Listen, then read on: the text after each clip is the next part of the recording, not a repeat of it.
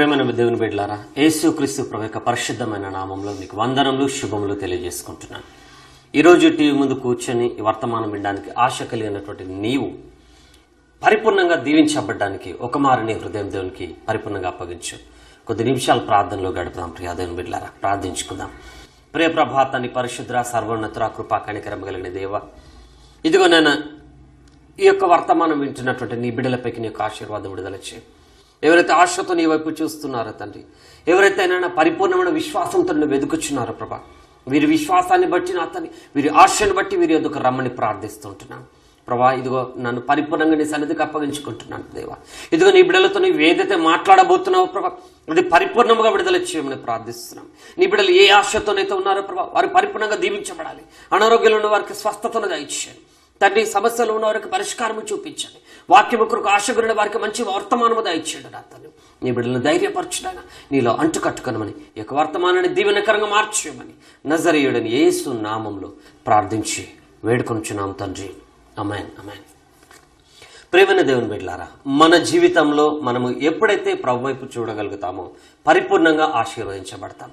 ఎప్పుడైతే ప్రభు పై నుండి మన చూపును కొద్దిగా పక్కకు తిప్పటం జరుగుతుందో మన జీవితాల్లో ఆటంకాలు ఎదుర్కోవటం జరుగుతుంది. అయితే మనము తెలుసుకోవాల్సింది ఏంటంటే, ఎప్పుడైతే దేవుడు నీ పక్షంగా ఉన్నాడో, ఎప్పుడైతే నీవు దేవుణ్ణి పరిపూర్ణంగా ప్రేమిస్తున్నావో, ఎప్పుడైతే దేవుని సన్నిధిలో నీ యొక్క ప్రార్థన విజ్ఞాపన సమర్పిస్తుంటున్నావో, ఎప్పుడైతే దేవునికి నీ హృదయం అప్పగించి దేవుని ఆరాధిస్తూ ఉంటున్నావో, దేవుని బిడ్డగా నువ్వు మారిపోతావు. ఎప్పుడైతే నువ్వు దేవుని బిడ్డగా మార్చబడతావో, ఎప్పుడైతే దేవుని సన్నిధిలో నువ్వు దీవెనకరంగా ఆయన పోలికలు మార్చబడతావో, దేవుడు నీకు కలిగిన సమస్తము చుట్టూ కంచెను వేసి ఆయనని నీ పోలికలోకి మార్చుకుని నీ పక్షంగా యుద్ధం చేయవాడంటున్నాడు. అదేవిధంగా సామెతల గ్రంథం నుండి మనము ఈరోజు వర్తమానాన్ని ధ్యానిద్దాం. సామెతల గ్రంథము 21వ అధ్యాయము 30వ వచనంలో గమనించి చూసినట్లయితే, యెహోవాకు విరోధమైన జ్ఞానమైనను వివేచన అయినను ఆలోచన అయినను నిలవదు. హల్లెలూయా.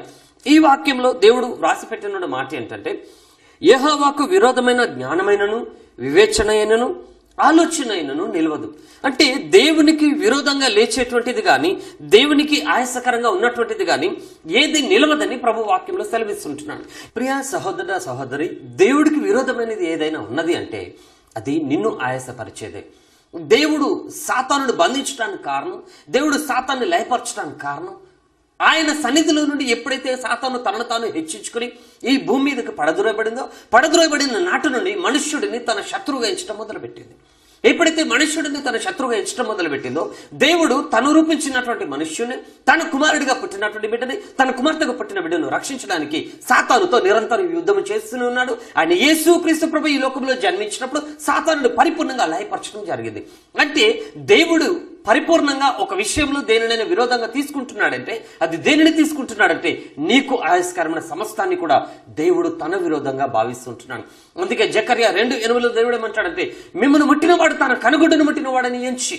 అంటే ఎవరైతే నిన్ను తాకుచున్నారో, ఎవరైతే నిన్ను గాయపరుస్తున్నారో, ఎవరైతే నిన్ను బాధపరుస్తున్నారో, ఏ సమస్య అయితే నిన్ను కృంగదీయాలని, ఏ సమస్య అయితే నిన్ను నలగొట్టాలని చూస్తున్నదో అది దేవుడితో వైరమని తెలుసుకోవాలి. హల్లెలూయా. అంటే నీవు నలిగిపోయేటువంటి పరిస్థితి, నీవు బాధపడే పరిస్థితి, నీవు హింసించబడే పరిస్థితి, దీనినంతటినీ గమనిస్తున్న దేవుడు నీ శత్రువులను తన శత్రువులుగా ఎంచి నీ పక్షంగా వ్యాజ్యం ఆడబోతుంటున్నాడు, నీ పక్షంగా యుద్ధము చేయబోతున్నాడు, నీ పక్షంగా ఆయన న్యాయము తీర్చబోతున్నాడు. ప్రియ దేవుని బిడ్డ, మనుషులు లక్ష్య పెట్టకపోవచ్చు, మనుషులు తృణీకరించవచ్చు, మనుషులు నిరాకరించవచ్చు, నీ సమస్యను చూసి నిన్ను నిందించవచ్చు, నిన్ను హేళన చేయవచ్చు. కానీ దేవాది దేవుడు ఏమంటున్నాడంటే, నిన్ను ముట్టినవాడు నా కనుగుడ్డును ముట్టినవాడితో సమానమని మాట్లాడుతున్నాడు. అంటే నిన్ను తాకినవాడు దేవుని కనుపాపను ముట్టినవాడు. అంటే నువ్వు ఎలా మార్చబడుతున్నావంటే దేవుని కనుపాప వలె మార్చబడుతున్నావు. కేవలము నువ్వు ఆయన్ని వెంబడించడం ద్వారా, ఆయన విశ్వాసం కలిగి ఉండటం ద్వారా పరిపూర్ణంగా దేవుని సన్నిధిలో బలపరచబడతావు ప్రియా దేవుని బిడ్డ.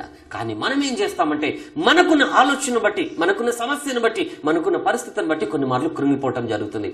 అయితే మీకు ఒక వ్యక్తిని నేను పరిచయం చేయబోతున్నాను. పాత నిబంధన కాలంలో మనకి దేవుని చేత అభిషేకించబడినటువంటి 2వ రాజుగా దావీదు మహారాజు కనబడతాడు. మొదటి రాజు సౌలు మహారాజు, తర్వాత దావీదును దేవుడు ఎన్నిక చేసి ఆయన అభిషేకించడం జరుగుతుంది. అయితే దావీదు తన జీవితంలో ఒక సమస్యను ఎదుర్కొన్నప్పుడు, అది ఎంత బలమైన సమస్యగా ఉండినప్పుడు ఆయన ఎలా జయించాడనే విషయాన్ని మనం గమనించి చూస్తే, ఆయన ఎదుర్కొన్న సమస్యను మనం గమనించి చూస్తే చాలా వింతగా కనబడుతుంది. నిజానికి దావీదు ఎదుర్కొని జయించలేనటువంటి పరిస్థితి కనబడుతుంది. అక్కడ దావీదు ఏమాత్రం కూడా ముందుకు వెళ్ళలేని పరిస్థితి కనబడుతుంది. కానీ దేవుడు దావీదుని ఎలా బలపరిచాడంటే, తాను ఏదైతే ఎదుర్కోలేడో, మనుష్య జ్ఞానం ప్రకారం, మనుషుల శక్తి ప్రకారం, మనుషుల ఆలోచన బట్టి ఏదైతే ఎదుర్కోలేడో దానిని దేవుడు పరిపూర్ణంగా ఎదుర్కొని దావీదు పక్షంగా యుద్ధం చేసి దావీదుకు విజయం చేకూర్చడం జరిగింది. ప్రియ దేవుని బిడ్డలారా, దావీదు ఎదుర్కొన్న ఒక సమస్య నేను మీకు జ్ఞాపకం చేస్తుంటున్నాను. సమూయేలు గ్రంథము మొదటి గ్రంథము 17వ అధ్యాయము ఇక్కడ 4వ వచనంని గమనించి చూస్తే, గాతువాడైన గొల్యాతు అను శూరుడొకడు ఫిలిష్తీయుల దండులో నుండి బయలుదేరుచుండను. అతడు 6 మూళ్ళ జేనుడు ఎత్తు మనిషి. హల్లెలూయా. ఈ సమూయేలు గ్రంథంలో మొదటి గ్రంథంలో 17వ అధ్యాయం 4వ వచనంలో ఒక వ్యక్తి గురించి వ్రాయబడింది. అతను ఎంత ఎత్తు కలిగిన వాడంటే 6 మూరలు ఎత్తు కలిగినటువంటి వాడు. 6 మూరలు ఎత్తు కలిగినటువంటి ఆ వ్యక్తి దావీదును ఎదుర్కోవడానికి వస్తున్నాడు. ఈ 6 మూరలు ఎత్తు కలిగినటువంటి ఈ యుద్ధశూరుని దావీదు జయించడానికి ముందుకు వస్తున్నాడు. నిజానికి ఇక్కడ ఉన్నటువంటి పరిస్థితిని, ఇక్కడ ఉన్నటువంటి ఆ యొక్క శక్తిని మనం గమనించి చూస్తే దావీదుకి గొలియాతుకి పోలికలేదు. ప్రియ దేవుని బిడ్డ, ఇక్కడ ఇంకా వ్రాయబడిన మాటలు గమనించి చూస్తే 5వ వచనంలో గొలియాతు తల మీద రాగి శిరస్త్రానముండెను. అతడు యుద్ధ కవచము ధరించి ఉండెను.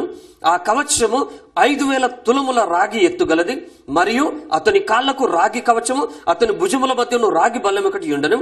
అతని ఈటెకర్ర నేతగాని ధోని అంత పెద్దది. మరియు అతని ఈటెకున 600 తులముల ఇనుము ఎత్తుగలది. ఒకడు డాలును మోయొచ్చు అతని ముందర పోవచ్చుండను. ప్రియా దేవుని బిడ్డలారా, గొలియాతు ఉన్నటువంటి పరిస్థితి ఇక్కడ పరిపూర్ణంగా వివరించబడింది. గొలియాతు ఆ యుద్ధ రంగంలో ఉండినప్పుడు, గొలియాతు అనే శూరుడు అక్కడ నిలబడినప్పుడు అతడిని వర్ణిస్తూ వ్రాయబడిన మాటలు ఎలా ఉన్నాయంటే, గొలియాతు 6 మూరల ఎత్తు పైన జానుడి ఎత్తు, దాదాపు 3 మీటర్ల ఎత్తు కలిగినటువంటి వ్యక్తి. దాదాపు ఇంత ఎత్తు కలిగినటువంటి వ్యక్తి, అతని తల మీద రాగి శిరస్త్రాణము, అతని ఈటె కూడా చాలా పొడవినటువంటి ఈటె, అతని కాళ్లకు కవచాలు, అతని భుజములకు కవచాలు, అతని శరీరం ఎక్కడ కూడా కనబడకుండా పరిపూర్ణమైన కవచం చేత ధరించబడి ఉన్నాడు. ప్రియాదురుడు పరిపూర్ణమైన కవచాన్ని ధరించుకొని తనను తాను రక్షించుకుంటున్నాడు. అయితే ఇక్కడ గమనించి చూస్తే అతను ఇశ్రాయేలు జనాంగాన్ని సవాలు చేస్తున్నాడు. ఏమంటున్నాడంటే, అతడు నిలిచి ఇశ్రాయేలుల దండు వారిని పిలిచి, యుద్ధ పంక్తులు తీర్చుటకై మీరెందుకు బయలుదేరి వచ్చితిరి? నేను ఫిలిష్తీయుడను కానా? మీరు సౌలు దాసుడు కారా? మీ పక్షముగా ఒకరిని ఏర్పరచుకుని అతను నా యొద్దకు పంపుడి. అతడు నాతో పోట్లాడి నన్ను చంపగలిగిన ఎడల మేము మీకు దాసుల మగుదుము. నేను అతను జయించి చంపిన ఎడల మీరు మాకు దాసులై మాకు దాస్యము చేదురు. ఈ దినమున నేను ఇశ్రాయేలుల సైన్యములను తిరస్కరించుచున్నాను. ఒకరిని నియమించిన ఎడల వాడును నేనును పోట్లాడదామని ఆ ఫిలిష్తీయుడు చెప్పుచూ వచ్చెను. సౌలును ఇశ్రాయేలులందరూ ఆ ఫిలిష్తీయుని మాటలు విన్నప్పుడు బహుభీతులైరి. హల్లెలూయా. ప్రియ సహోదర సహోదరి, ఈ సౌలు రాజు ముందు, ఇశ్రాయేలు జనాంగం ముందు ఒక సవాలు నిలబడి ఉన్నది. వారి ముందు ఒక బలమైన సమస్య నిలబడి ఉన్నది. ఆ సమస్య ఎలా ఉందంటే చాలా ఎత్తుగా కనబడుతున్నది, బలంగా కనబడుతున్నది. ఆ సమస్యను ఇశ్రాయేలును జయించడానికి వీలు లేనంతగా ఆ సమస్య చుట్టూ కంచెను వేసుకున్నది. అంటే ఈ ఇశ్రాయేలు జనాంగము కానీ, ఇశ్రాయేలులో ఉన్నటువంటి సైనికులు కానీ, ఇక్కడ ఉన్నటువంటి ఏ వ్యక్తి కూడా, ఏ శూరుడు కూడా అంత ఎత్తుగా లేడు. ప్రియాదేవుడా, అంత బలముగా లేడు, అన్ని కవచాలు ధరించలేడు. మనుష్యుడుగా ఆ వ్యక్తిని ఎదుర్కోవడానికి ఏమాత్రమో అవకాశం లేని పరిస్థితి. అయితే దావీదు వచ్చి మాట్లాడతాడు, సౌలుతో మాట్లాడతాడు, అయ్యా నేను వెళ్ళి అతనితో యుద్ధము చేస్తాను. దేవుడికి మహిమ కలుగును గాక. ఇక్కడ మొదటి సమూయేలు గ్రంథము 17వ అధ్యాయము 31వ వచనంలో వాళ్ళు వచ్చి మాట్లాడుతున్నారు. ఏమనంటే, దావీదు మాట్లాడుతున్నాడు, ఈ ఫిలిష్తీయుని బట్టి ఎవరి మనస్సును కృంగనిమిత్తము లేదు. మీ దాసుడనైన నేను వానితో పోట్లాడుదనని దావీదు సౌలుతో అనగా. హల్లెలూయా. ఇదే సమూయేలు మొదటి గ్రంథము 17వ అధ్యాయము 32వ వచనంలో దావీదు వచ్చి సౌలుతో మాట్లాడుతున్నాడు. ఈ ఫిలిష్తీయుడైన గొలియాతును ఎదుర్కోవడానికి మీరెవరూ కలవరపడవలసిన అవసరం లేదు. నేను అతన్ని ఎదుర్కొని నేను చంపగలుగుతానని దావీదు మాట్లాడుతున్నాడు. హల్లెలూయా. ప్రియ దేవుని బిడ్డ, నిజానికి దావీదు పరిస్థితి, గొలియాతు పరిస్థితి పూర్తిగా వ్యతిరేకమైనటువంటి పరిస్థితి. గొలియాతు అన్ని రకాలుగా యుద్ధ నేర్పరితనం కలిగిన వాడు. దావీదు అన్ని రకాలుగా బలహీనత కలిగినటువంటి వ్యక్తిగా కనబడుతున్నాడు. వయస్సులో చిన్నవాడు, బలంలో తక్కువవాడు, కవచం లేనివాడు, ఆయుధం ఉపయోగించడం తెలియనివాడు, యుద్ధ నేర్పరితనం తెలియనివాడు. అంటే అన్ని రకాలుగా కూడా గొలియాతుకి దావీదుకి భిన్నమైనటువంటి పరిస్థితి అక్కడ కనబడుతున్నది. అందుకే కొరింథీయులకు రాసిన పత్రికలో 2వ కొరింథీ పత్రిక 10వ అధ్యాయము 4వ వచనము దేవుడు ఒక మాట వ్రాసి పెడతాడు. మా యుద్ధోపకరణములు శరీర సంబంధమైనవి కావు గాని దేవుని ఎదుట దుర్గములను పరద్రోజాలనంత బలము గలవైనవి. అంటే మన పరిస్థితి ఎలా ఉంటుందంటే, ఏలాగునా కూడా ఆ సమస్యను జయించలేము, ఆ సమస్యను ఎదుర్కోలేము, ఆ సమస్యను అధిగమించలేము, ఈ వ్యాధిని జయించలేము, ఈ ఉద్యోగాన్ని పొందుకోలేము, నేను అనుకునే స్థితిని ఎదగలేను. అన్ని రకాలుగా మనల్ని మనం కృంగ తీసుకునే పరిస్థితి. ఒకవేళ ఉద్యోగం పొందుకోవాలనుకున్నా కానీ నువ్వు చెల్లించలేనటువంటి డబ్బులు అక్కడ చెల్లించాల్సిన పరిస్థితి కనబడుతుంది. అక్కడ ఉన్నటువంటి పరిస్థితి నీ యొక్క జ్ఞానము సరిపోయినటువంటి పరిస్థితి, లేదా నువ్వేదైనా ఉన్నతమైన స్థితిని పొందుకోవాలనుకున్నప్పుడు నీకెక్కడ మార్గము కనబడినటువంటి పరిస్థితి. ఇదే పరిస్థితి దావీదు ముందర కూడా ఉన్నది ప్రియ దేవుని బిడ్డ. సౌలు ముందర అదే పరిస్థితి ఉన్నది. ఇశ్రాయేలు జనాంగం ముందు కూడా అదే పరిస్థితి ఉన్నది. వీరు మనుషులుగా గొలియాతును జయించడానికి ఏమాత్రం అవకాశం లేని పరిస్థితి, గొలియాతును ఏమాత్రం కూడా ఎదుర్కోలేని పరిస్థితి. అయితే దేవుడు అంటున్నాడు, మన యుద్ధోపకరణాలు గొలియాతు ధరించుకున్నటువంటి శరీర సంబంధమైనటువంటి ఆయుధములు కావు, అవి ఆత్మ సంబంధమైనటువంటి దేవుడిచ్చినటువంటి ఆశీర్వాదాలను దేవుడు మాట్లాడుతున్నాడు. ప్రియా సహోదర సహోదరి, ఈ వర్తమానం వింటున్నటువంటి నీవు ఒకవేళ గొలియాతు లాంటి సమస్యను ఎదుర్కొంటున్నావా? ఈ వర్తమానం వింటున్నటువంటి ప్రియా సహోదరుడా, నీ యొక్క ఉద్యోగంలో నువ్వు ఆ ఉద్యోగాన్ని పొందుకోవడానికి ఏమాత్రం అవకాశం లేని స్థితిని నువ్వు చూస్తుంటున్నావా? ఒకవేళ ప్రియా దేవుని బిడ్డ, నీ యొక్క వ్యాధిని బట్టి ఆ వ్యాధిని జయించలేక ఇదే వ్యాధితో నలిగిపోతాను, ఇదే వ్యాధితో నేను మరణిస్తాననేటువంటి భయంతో నువ్వు ఉంటున్నావేమో. లేదా నీ కుటుంబంలో సమాధానం లేక నేను ఈ సమాధానానికి నేను పొందుకోలేను, నా కుటుంబం కట్టబడదు, అన్ని రకాలుగా నేను చితికిపోయినానని బాధతో ఉంటున్నావా? ఇక్కడ దావీదు ముందర బలమైన సమస్య, నీ మాదిరిగానే ఇశ్రాయేలు జనాంగం ముందర కూడా బలమైనటువంటి సమస్య, వారు జయించలేని సమస్య, వారు దాటలేని సమస్య, వారిని వెక్కిరిస్తున్న సమస్య, వారిని హేళన చేస్తున్న సమస్య, వారిని అన్ని రకాలుగా హింసిస్తున్నటువంటి సమస్య. దావీదు వచ్చాడు, మాట్లాడుతున్నాడు, అయ్యా నేను ఎదుర్కొంటాను ఈ గొలియాతుని. నీలో విశ్వాసం ఉందా ప్రియ సహోదర సహోదరి? నీకున్న ప్రతి ఆటంకాన్ని, నీకున్న ప్రతి అవరోధాన్ని, నీకున్న ప్రతి శ్రమని, నీకున్న ప్రతి సమస్యని దేవుడి ద్వారా జయిస్తాననే నమ్మకం నీకున్నదా? దావీదు మాట్లాడుతున్నాడు, నా దేవుని ద్వారా నేను జయించగలుగుతానని. దావీదుని యుద్ధరంగంలోకి తీసుకుని వచ్చారు. యుద్ధరంగంలోకి తీసుకుని వచ్చిన తర్వాత ఇక్కడ దావీదు నిలబడి ఉన్నాడు. దావీదు నిలబడి ఆ యుద్ధరంగంలోకి వచ్చిన తర్వాత దావీదుకు అన్ని ఏర్పాటు చేయడానికి ముందుకు వచ్చినప్పుడు దావీదు ఏమంటున్నాడంటే, ఇక్కడ 1 సమూయేలు 17:38 వచనంలో, పిమ్మట సౌలు తన యుద్ధ వస్త్రములు దావీదునకు ధరింపజేసి రాగి శిరస్త్రాన్ని ఒకటి అతనికి కట్టి యుద్ధ కవచము తొడిగించను. ఈ సామాగ్రి దావీదునకు వాడుక లేదు గనక తాను తొడిగిన వాటిపైన కత్తి కట్టుకొని వెళ్ళగలిగినది లేనిది చూచుకున్న తర్వాత దావీదు, ఇవి నాకు వాడుక లేదు, వీటితో నేను వెళ్ళలేని సౌలుతో చెప్పి వాటిని తీసివేసి తన కర్ర చేత పట్టుకుని ఏటి లోయలో నుండి 5 నున్నని రాళ్లను ఏరుకొని తన యుద్ధంలోని చిక్కములు ఉంచుకొని వడిసెల చేత పట్టుకుని ఆ ఫిలిస్తీని చేరువకు పోయాను. దేవుడికి మహిమ కలుగును గాక. దావీదు కూడా రాగి కవచం ఇవ్వబడింది. దావీదు కూడా ఒక మంచి ఆయుధము కత్తి ఇవ్వబడింది. అయితే దావీదు వాటినన్నిటినీ తృణీకరించాడు, వాటినన్నిటినీ నెట్టివేశాడు. హల్లెలూయా.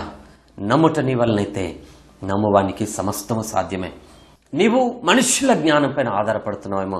అందుకే కొరింథీయులకు రాసినటువంటి మొదటి పత్రికలో దేవుడు ఇక్కడ వ్రాసి పెట్టినటువంటి మాట ఏంటంటే, కొరింథీయులకు రాసిన మొదటి పత్రిక 2వ అధ్యాయము 4-5 వచనాల్లో, మీ విశ్వాసము మనుషుల జ్ఞానమును ఆధారము చేసుకొనక దేవుని శక్తిని ఆధారం చేసుకుని ఉండవలను. హల్లెలూయా.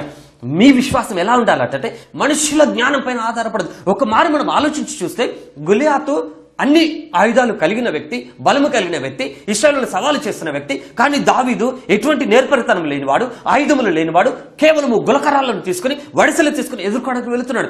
ఒకవేళ కూడా మనుషులు మాట్లాడొచ్చు, దావీదా నా సహోదరుడా, నువ్వు ఈ గొలియాతును చంపలేవు, ఈ గొలియాతును ఎదుర్కోలేవు, నువ్వు చనిపోతావని అనేక మార్లు ఈ యొక్క దావీదును కృంగదీయొచ్చు. ప్రియదేవుడా, మనుషుల జ్ఞానం ఏమంటుందంటే నువ్వు జయించలేవు, మనుషుల జ్ఞానం ఏమంటుందంటే నువ్వు బయటికి రావు ఈ సమస్య నుండి, మనుషుల జ్ఞానం ఏమంటుందంటే నువ్వు నమ్మిన వారు ఎలా విడుదల పొందుకోలేరని మాట్లాడుతున్నది.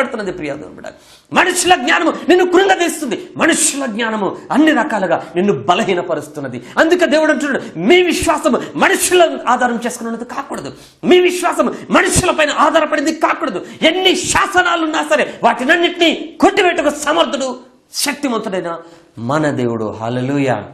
ఎస్తేరు మొర్దెకై జీవితంలో కూడా మనం చూస్తాం.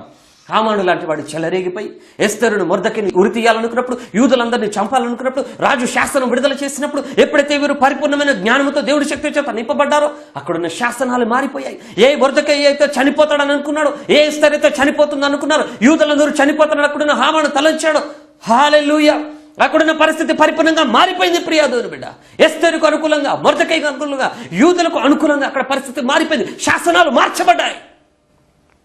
శాసనము మార్చేవాడు మన దేవుడు, పరిస్థితిని మార్చేవాడు మన దేవుడు. మనుషుల జ్ఞానం ఏమంటుందంటే నువ్వు అన్ని రకాలుగా ఆటంకపరచబడతావు. మనుషుల జ్ఞానం ఏమంటుందంటే ఈ వ్యాధి నీలో నుండి పోదు. మనుషుల జ్ఞానం ఏమంటుందంటే ఈ ఉద్యోగం నీకు రాదు, ఎందుకంటే నీకు ఆ కెపాసిటీ లేదని మాట్లాడుతుంది ప్రియాదు బిడ్డ. నీ అప్పు తీరదని మాట్లాడుతుంది ఈ లోకం ప్రియాదు బిడ్డ. అందుకే దేవుడు అంటున్నాడు, మనుషులను నమ్ముకోవద్దు, మనుషులపైన ఆధారపడదు, మనుషుల జ్ఞానాన్ని నువ్వు ఆధారం చేసుకోవద్దు. మీ విశ్వాసం మనుషులపైన ఆధారపడింది కాకుండా దేవుని శక్తిని ఆధారం చేసుకుని ఉండాలని దేవుడు మాట్లాడుతున్నాడు. అందుకే 1 కొరింథీ పత్రిక 3వ అధ్యాయము 20వ వచనంలో దేవుడు రాసిపెట్టిన మాట, దేవుని రాజ్యము మాటలతో కాదు శక్తితోనే ఉన్నది. హల్లెలూయా! దేవుని రాజ్యమట మాటలతో కాదు శక్తితో నింపబడి ఉన్నది. నువ్వు ఎటువంటి సమస్యలతో ఈ ప్రోగ్రాం చూస్తున్నా, ఎటువంటి శ్రమతో ఈ యొక్క వర్తమానం వింటున్నాం, ఈరోజు నేను విడుదల పొందుకోలేకపోతున్నాను, నేను జయించలేను, ఇక నాకు భవిష్యత్తు లేదని నువ్వు కృంగిపోతున్నట్లయితే ప్రభు నీతో మాట్లాడుతున్న మాట, దేవుని పైన విశ్వాసం ఇచ్చినప్పుడు మనుష్యుల పైన ఆధారపడకు. మనుష్యుల జ్ఞానం కంటే దేవుని శక్తి ఉన్నతమైనది. దేవుని రాజ్యము మాటలతో కాదు ప్రియా దేవుని బిడ్డ, శక్తితో నింపబడినది. గొల్లియాతు విపరీతమైన మాటలు మాట్లాడుతున్నాడు. దావీదును చంపేస్తానంటున్నాడు, ఇశ్రాయేలులందరినీ చంపేస్తా అంటున్నాడు, సౌలును చంపేస్తా అంటున్నాడు, వీరందరూ నాకు దాసులు అవుతారు అంటున్నాడు. కానీ దావీదు దేవుని ఆధారంగా చేసుకుని ఆ గులకర్రలను తీసుకుని పోయినప్పుడు గొల్లియాతు మాట్లాడిన మాట ఏంటంటే 1 సమూయేలు గ్రంథము 17వ అధ్యాయము 43వ వచనంలో, ఫిలిష్తీయుడు కర్ర తీసుకుని నీవు నా మీదకి వచ్చుచున్నావే, నేను కుక్కనా అని దావీదుతో చెప్పి తన దేవతల పేరిట దావీదును శపించెను. ఆమేన్, హల్లెలూయా! గొల్లియాతు మాట్లాడుతున్నాడు దావీదుతో, దావీదు కేవలం గులకర్రలను పట్టుకొని వస్తున్నా, ఆ రాయితో కొట్టడానికి నేనేమైనా కుక్కనా అని మాట్లాడుతున్నాడు. నిజంగానే వాడు దేవుని దృష్టిలో కుక్క కట్టే హీనుడు. హల్లెలూయా! నీ సమస్య, నీకున్న వ్యాధి, నీకున్న బాధ దేవుని దృష్టిలో అంత చులకన చేయబడుతుంది ప్రియా దేవుని బిడ్డ. మొదట నువ్వు ఎవరైతే ఉన్నావో, ఎలా ఉన్నావో, నీలో ఉన్నవారు ఎవరో గుర్తించు. నీలో ఉన్నటువంటి దేవుని శక్తిని గుర్తించు. మాటలతో కాకుండా తన శక్తితో నింపినటువంటి దేవుని శక్తిని తెలుసుకో ప్రియా దేవుని బిడ్డ. ఆయన సమస్తానికి ఆధారమైన వాడు. చనిపోయిన లాజరును క్షణములో లేపినవాడు, నీటిని, సముద్రపు నీటిని విడగొట్టినవాడు, యోర్దాను నదిని విడగొట్టినవాడు, ఎరికో గొడవని ఒక క్షణములో కూల్చివేసిన వాడు. ఆయన ఉన్నవి లేనట్టుగా, లేనివి ఉన్నట్టుగా పిలుచు సర్వశక్తిమంతుడైన దేవుడు ఆయన. ఈరోజు నీ విశ్వాసాన్ని బాగు చేసుకో. నువ్వు ఎటువంటి బంధకాలతోన్నా, ఎటువంటి బాధలతోన్నా, ఎటువంటి ఒంటరితనంతోన్నా, ఎటువంటి విరిగి నలిగిన స్థితిలో ఉన్నా, ఈరోజు ప్రభు వైపు చూసినప్పుడు ఆయన నీ ప్రతి సమస్యను తన సమస్యగా భావించి అందులో నీ కొరకు వ్యాజ్యం ఆడడానికి వస్తుంటున్నాడు. ఆయన న్యాయాధిపతి అయిన దేవుడు. యోబు అంటాడు, సర్వశక్తిమంతుడు, న్యాయము తప్పడు. ఆయన అన్యాయము చేయుట అసంభవము. నీ ఉన్న పరిస్థితిలో నీకు అన్యాయం జరగదని దేవుడు మాట్లాడుతున్నాడు. దావీదు వచ్చాడు, వచ్చి గొల్లియాతును ఎదుర్కోవడానికి ముందు ఒక మాట అంటున్నాడు. ఇదే 1 సమూయేలు 17:46 వచనంలో, ఈ దినమున యెహోవా నిన్ను నా చేతికి అప్పగించును. దేవుడికి మహిమ కలుగును గాక. ప్రైజ్ ది లార్డ్, హల్లెలూయా. అదే మాదిరిగా 47వ వచనం చివరి భాగంలో, యుద్ధము యెహోవాదే అని చెప్పాను. దావీదు గొల్లియాతును ఎదుర్కోవడానికి ముందు దేవుని పైన ఆధారపడుతున్నాడు. ప్రియా సహోదరుడా, సహోదరి, నీ శ్రమలో, నీ సమస్యలో నీవు దేవుని పైన ఆధారపడగలుగుతున్నావా? ఒక విషయం మనం గమనించి చూస్తే గొల్లియాతు ముందుగానే చెప్పాడు, ఎవరైతే మీలో ఒకడిని నాపైకి యుద్ధము చేయడానికి పంపిస్తారో అతడిని నేను చంపినట్లయితే మీరు నాకు దాసులవుతారు.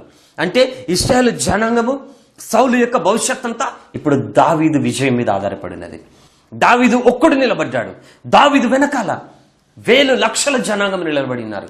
దావీదు మాట్లాడే మాట, దావీదు చేసే యుద్ధము వీరందరి జీవితాన్ని ప్రభావితం చేసే విధంగా ఉండబోతున్నది. ప్రియా దేవుని బిడ్డ, ఈరోజు నువ్వు అనుకుంటున్నావేమో, నా మీద ఇంతమంది ఆధారపడి ఉన్నారు, నా మీద నా కుటుంబం ఆధారపడి ఉన్నది, నేను ఎదిగితేనే వీరందరూ దీవించబడతారు, ఇదిగో నన్ను నమ్ముకుని ఉన్నవారు అనేక మంది, నేను ఎలా దీన్ని ఎదుర్కోవాలి, నేను అసలు జయించగలడా?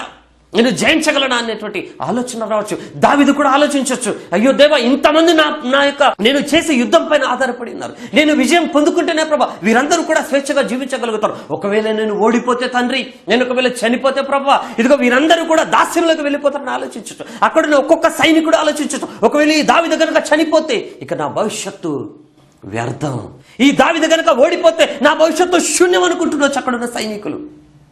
ఇది ఉద్యోగం దొరకకపోతే ఇక నాకు భవిష్యత్తు లేదని అనుకుంటున్నామేమో. ఇదిగో డాక్టర్స్ చెప్పినట్టుగా ఈ సర్జరీ కాకపోతే నాకు విడుదల లేదని అనుకుంటున్నామేమో. ఇదిగో ఈ క్షణంలో నేను బాగుపడకపోతే ఈ సంవత్సరం అంతా ఇక నాకు విడుదల లేదని అనుకుంటున్నామో. ఇదిగో నాకు ఇప్పుడు ఈ వివాహ సంబంధం కుదరకపోతే మరణ సంబంధాలు రావాలని అనుకుంటున్నామో.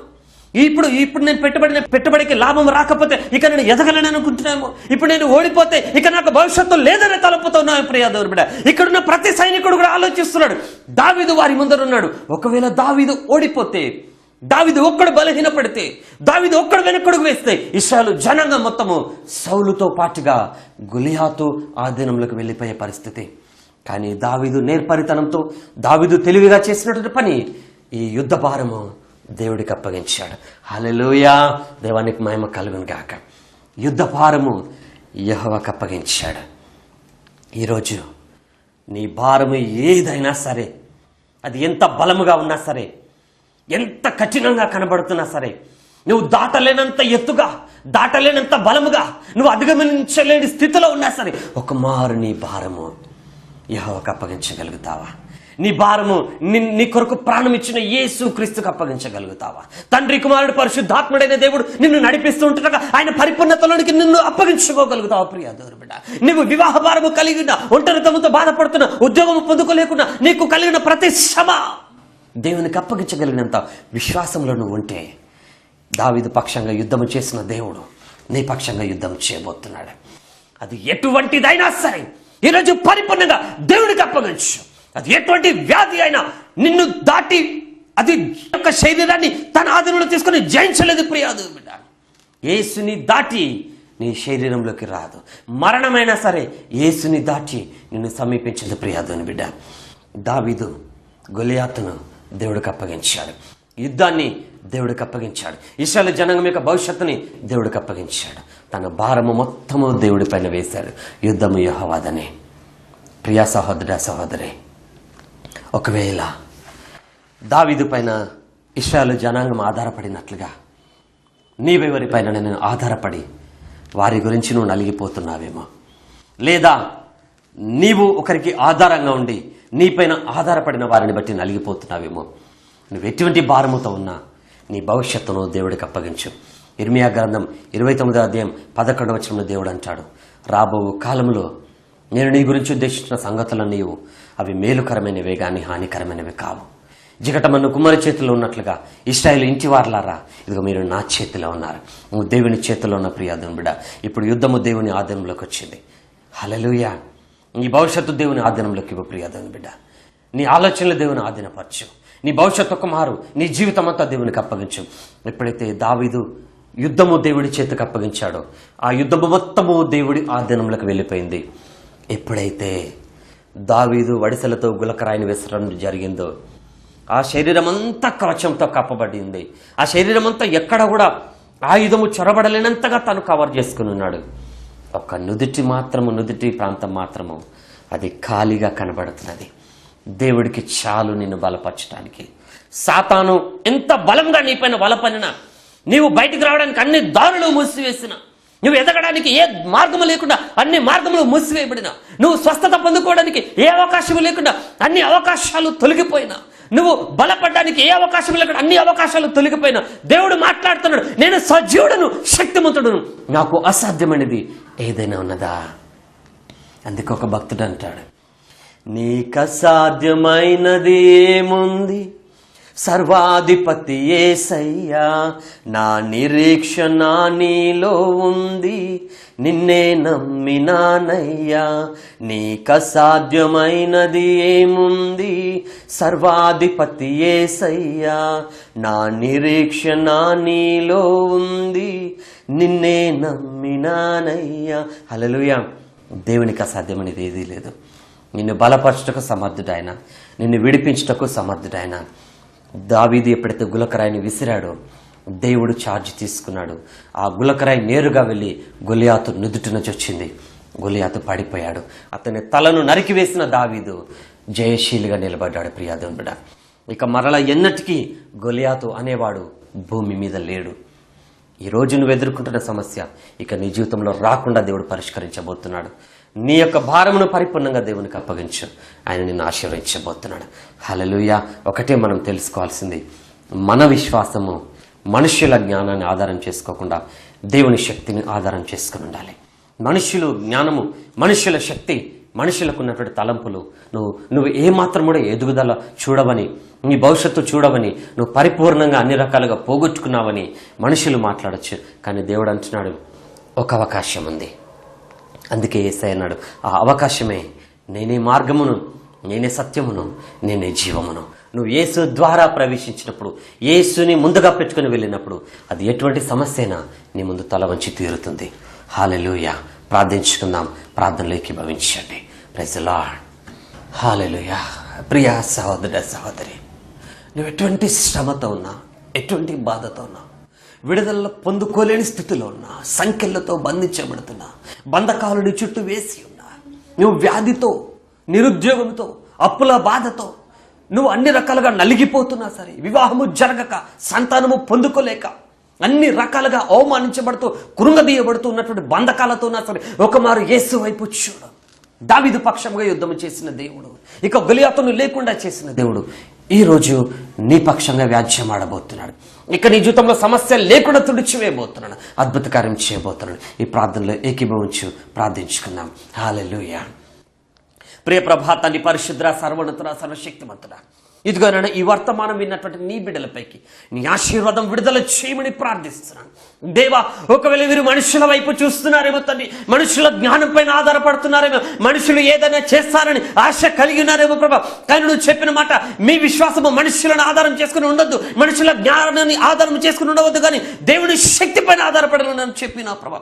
నీ శక్తి పైన ఆధారపడే నేను వీరికి విశ్వాసము దాయిచ్చేయండి. నా తల్లి, పరిపూర్ణమైన విశ్వాసము దాయిచ్చేయండి. దేవా, ఇదిగో నేను సముద్రపు పొంగు లాంటి సమస్యలు యేసు నామములో నేను గద్దిస్తున్నాను ప్రభువా.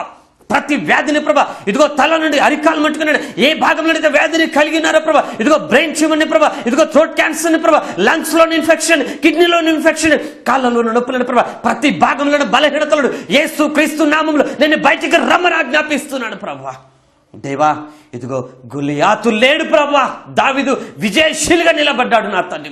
గొలియాతు పడిపోయాడు, గొలియాతు నరకబడ్డాడు నా తండ్రి. ఈ రోజు వీరి సమస్యలు కూడా నరకబడుతున్నాయి మేము నమ్మొచ్చినాం. హల్లెలూయా. దేవా, నీ సన్నిధి బిడ్డలకు తోడుగా దయచేస్తున్నందుకు వందనాలు, నీ ప్రభావంతో నింపుచ్చినందుకు వందనాలు. ఈ బిడ్డల పైకి ప్రభా నీ పరిపూర్ణమైన అభిషేకం విడుదలచ్చి తను నీవు పొందిన దెబ్బల చేత మాకు స్వస్థత కలుగుచ్చినది కనుక వీరి వ్యాధుల్లో నుండి వీరిని స్వస్థపరచండి నా తని, బలమైన ఆశీర్వాదము దయచేయండి నా తని, దయగల నా తని. ఏ సేవకులైతే ప్రభా ఇదిగో వారి పరిచయలో ఎదుగుదల లేక నీ వైపు చూస్తున్నారు, వారి పరిచయలో ఎదుగుదల దయచేయండి. జాన్ దేవుడు నీతో మాట్లాడుతున్నాడు, దేవుడి సన్నిధిని పొందుకుంటున్నావు. దేవా, నీకు వందనాలు ప్రభా. హల్లెలూయా, హల్లెలూయా. ఇదిగో విక్టర్ దేవుడు నీతో మాట్లాడుతాడు, ఆయన సన్నిధిని పైకి దిగొచ్చినది. దేవా, నీకు వందనాలు నా తండ్రి.